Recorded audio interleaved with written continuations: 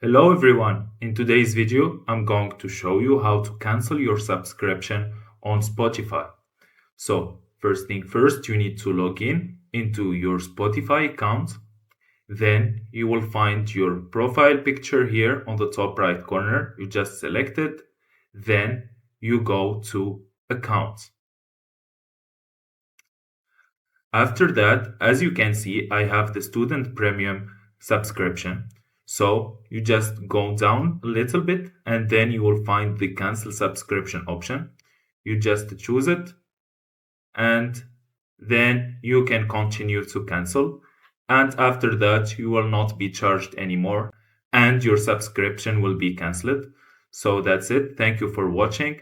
Don't forget to like the video and subscribe in the channel.